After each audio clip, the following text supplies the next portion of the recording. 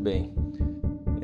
Vamos nos dedicar agora a realizar uma abordagem acerca dos 3 registros propostos por Lacan para nos orientar em relação à experiência psicanalítica, ou seja, o real, o simbólico e o imaginário. Eu remeto vocês a um vídeo já existente, está publicado no meu canal, um vídeo que inclusive foi um vídeo bastante longo, onde eu me concentrei em uma ampla introdução aos 3 registros como um todo. Uma introdução à própria noção de registro, à noção de dimensão, um paralelo entre esta trilogia lacaniana e uma trilogia também proposta inicialmente por Freud, que vem a ser constitutiva do aparelho psíquico, e de agora em diante, feita esta ampla introdução, nós vamos então aqui, eu vou junto de vocês, realizar alguns comentários mais pontuais acerca de cada um destes registros, acerca de cada uma dessas dimensões. E agora comecemos pelo imaginário, o imaginário em Jacques Lacan. Vale aqui já frisar que Lacan ele inicia o recurso, ele introduz as primeiras noções acerca do imaginário em torno mais ou menos dos anos 30 do século passado. Portanto, em uma situação bastante ainda inicial daquilo que viria a ser conhecido como o seu ensino. Se nós olharmos os textos, algumas formulações, algumas falas de Lacan deste período, os anos 30, os anos 40, é bastante frequente, nós podemos perceber que é bastante frequente o recurso que Freud, melhor dizendo, o recurso que Lacan, no caso, realiza a esta dimensão, ao imaginário.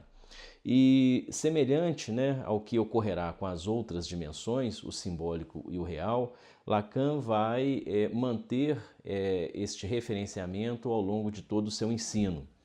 Então temos esse referenciamento bem ao início, especialmente esse referenciamento acerca do imaginário bem ao início, e depois este referenciamento, essa noção, a partir de um conjunto de desdobramentos e de aprimoramentos, nós conseguimos perceber que até o finalzinho dos anos 70, Lacan ainda menciona, ainda recorre ao imaginário. E para que nós possamos então compreender o que é o imaginário em Jacques Lacan, puxando aí o fio condutor deste momento, desses momentos iniciais em que ele faz menção já ao imaginário, o que é importante, a meu ver, de ser bem demarcado, de ser bem pontuado, é que o imaginário ele é um campo, ele é um registro que demarca claramente na experiência psicanalítica o domínio de uma relação dual. Então, nesse sentido, o imaginário ele comporta, com ele, é uma noção que traz com ela uma relação, uma dimensão dual. Dual, aqui, nesse contexto psicanalítico, o que isto quer dizer, especialmente com relação ao imaginário? Por dual, aqui, nós devemos fundamentalmente localizar, compreender a relação do eu com o outro. O eu e o outro. Basicamente, é aqui que está essa célula, este repertório mínimo do que vem a ser uma relação dual.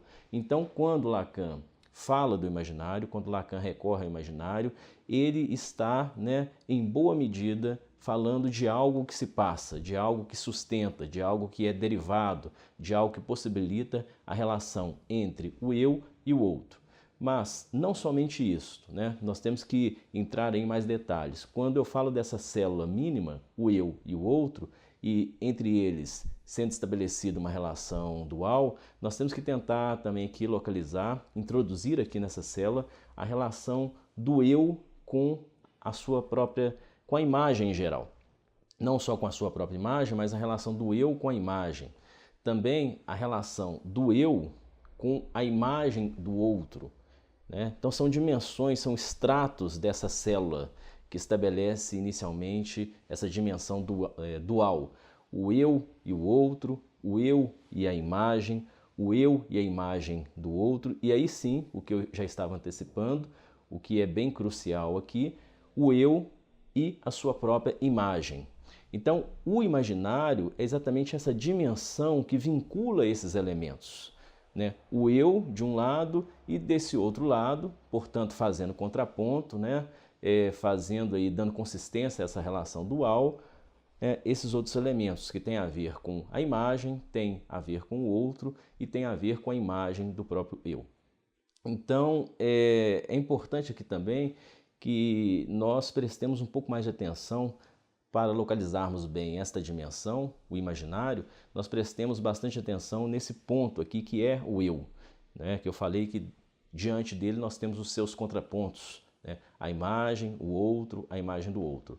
Esse eu, que é um domínio que nos sugeriria algo próprio, né? Algo íntimo, né? O meu, o minha, o si mesmo, nós devemos considerar que esse domínio ele tem uma íntima relação com isto que eu chamei aqui de contraponto, com aquilo que é alheio, com aquilo que é do outro, com aquilo que é vizinho, né?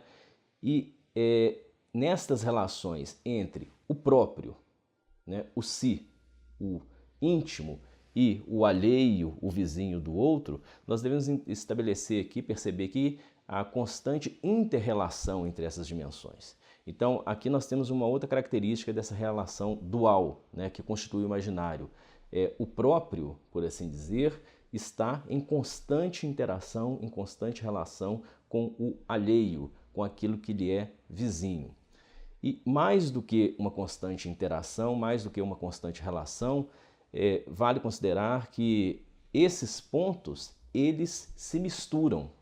O imaginário é exatamente, né, o efeito não só dessa articulação entre o eu e esses contrapontos, mas o imaginário, mais do que isso, ele é exatamente o domínio em que esses elementos eles se misturam. Por isso que também Lacan, sempre quando ele menciona o imaginário, é bastante comum que ele faça referência ao poeta Arthur Rimbaud, e especialmente a uma frase, né, bastante interessante, uma frase bem poética de Rimbaud, quando ele, né, esse poeta aí do final do século XIX, da segunda metade do século XIX, vai propor que o eu é um outro. Então é exatamente aí que está a dimensão imaginária, é exatamente aí que está esse campo de articulação, mas também de confusão. O eu é um outro, não é mesmo?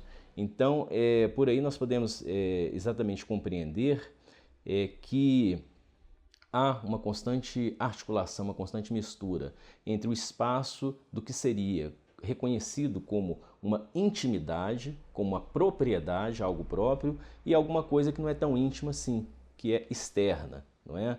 E se formos acompanhar bem de perto o que Lacan nos propõe acerca do imaginário, e notemos que isso tudo é orientador para a experiência analítica, né? Porque quando eu falo aqui do eu e do outro, nós devemos considerar sempre, por exemplo, o discurso dos analisandos. O analisando falando dele, mas também falando dos outros, não só falando, mas, né, testemunhando os encontros, os desencontros, né? A análise, então, é um espaço em que o imaginário, né, ou os efeitos do imaginário, eles estão o tempo todo bastante presentes.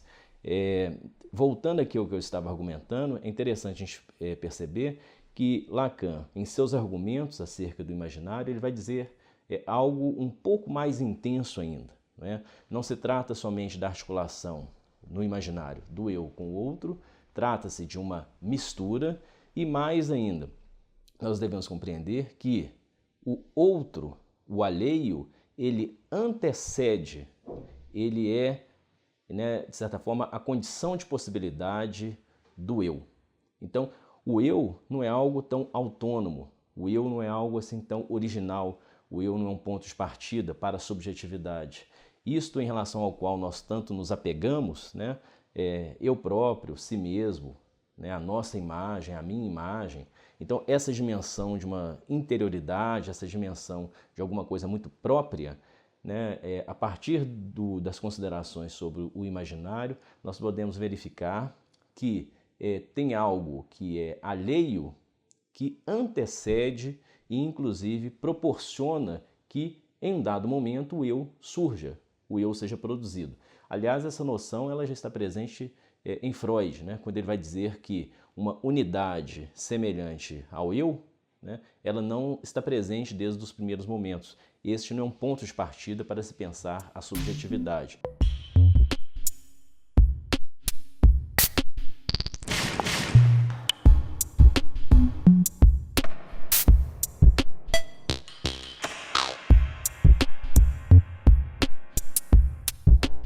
Bom, isso tudo então quer dizer, e esta é uma implicação muito importante do imaginário, isso é orientador para a experiência analítica.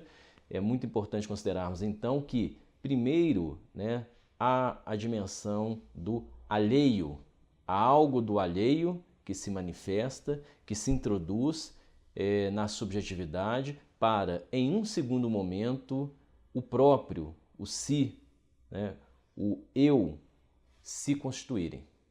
Então, primeiramente o alheio, em segundo lugar, a dimensão do próprio eu. Isso estabelece, né, certamente, uma relação dialética, mas não só uma relação dialética entre o eu e o outro, a imagem do outro, e o eu e sua própria imagem, né? Vamos voltar ao verso de Rimbaud, né? O eu é um outro, e o eu verdadeiramente é um outro. Então isso não só estabelece uma relação dialética, mas também uma relação combativa, uma relação, portanto, agonística. Existe, então, o imaginário é também aí o espaço da combatividade, o espaço da tensão, é o espaço em que, semelhante muito àquela metáfora de Freud dos porcos espinhos, não é? Que se eles se aproximarem demais, numa noite de inverno, né, eles se aproximam para que eles estejam aquecidos, mas se eles se aproximam demais, eles também se espetam. Então tem algo na nossa relação com esse contraponto do eu, algo na nossa relação com as imagens, algo na nossa relação com o outro, algo na nossa relação com a nossa própria imagem, que comporta este caráter espinhoso, né, porque, repito, né, esta relação do eu com os seus contrapontos é não só dialética, mas ela é também combativa. Então, é por aí que nós podemos, né, localizar melhor o que é o imaginário, e vale também ressaltar, exatamente pela palavra, pelo significante imaginário, que o imaginário não é coincidente em Lacan de maneira alguma com a imaginação ou com algo etéreo. Muito pelo contrário, o imaginário ele é concreto, ele é essa dimensão dos corpos que se chocam, do grupo, da corporeidade, da textura. O imaginário é essa dimensão, então, né, daquilo que se choca, daquilo que algo que se esbarra com alguma outra coisa. O imaginário tem a ver com isto. Então, muito distinto, né, de alguma coisa etérea, imaginativa, né? Ele tem relação com uma materialidade imaginária, ainda que seja uma espécie de materialidade enganosa, onde as coisas, o eu e os seus contrapontos, como eu disse, eles se misturam, eles se confundem, não é? Então nós temos que entender que temos aqui confusões, o eu e o outro se confundem, se embaralham, ora um se toma pelo outro, né? Ora um desconhece o outro, mas são confusões, são embaraços aqui constitutivos. Estas confusões, ou até mesmo esses embates, eles são constitutivos e geradores de consequências. E de maneira, então, bastante, já que eu mencionei aqui ao início, eu mencionei a ideia de células, né? A célula do imaginário, para a gente, de fato, extrair essas consequências, talvez nós possamos nos concentrar, pensando em uma célula, pensando em alguma matriz, nós podemos nos concentrar nas nossas relações com as imagens. O imaginário tem, né, exatamente, ele tem íntima relação com esse campo que se estabelece entre nós e as imagens, né? Mas quais imagens, né? Acho que resta aqui detalhar, né? Se o imaginário tem a ver muito mais com imagens do que com imaginação, mas quais imagens? As imagens que nos encantam, as imagens que nos orientam, as imagens que nos seduzem, as imagens que nos provocam, as imagens que nos capturam. É exatamente, né, então, nesses espaços, nesses alinhavamentos, é aí que se localiza o que Lacan reconheceu como o imaginário. E mais precisamente, né, tal como, se estamos aqui falando em imagens, tal como o sujeito se vê e como ele crê que ele é visto pelos outros. Esse é um detalhe importante acerca do imaginário, né? O imaginário tem relação com, né, a imagem que cada um tem de si, né? Seja uma imagem valiosa, depreciativa, grandiosa ou apequenadora, a imagem que cada um tem de si e também como que cada um imagina, como que cada um, talvez até mesmo deseja, que o outro nos veja. Então, é exatamente nesse palácio de espelhos, nesse jogo de imagens e reflexos, que o imaginário se estabelece.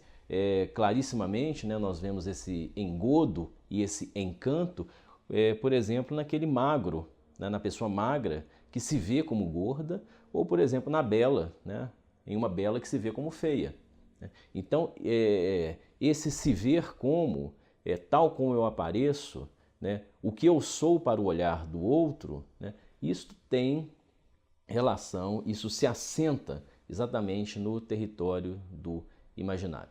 Bom, esse então é o amplo contexto acerca do imaginário em Lacan, e em um próximo vídeo, espero, nós entraremos, né, aqui juntos em mais detalhes. Há ainda um pouco mais a ser dito acerca desse imaginário que, como eu bem apontei, está presente em todas as dimensões da nossa vida, em todas as dimensões do nosso laço social. É isso aí. Até o próximo programa.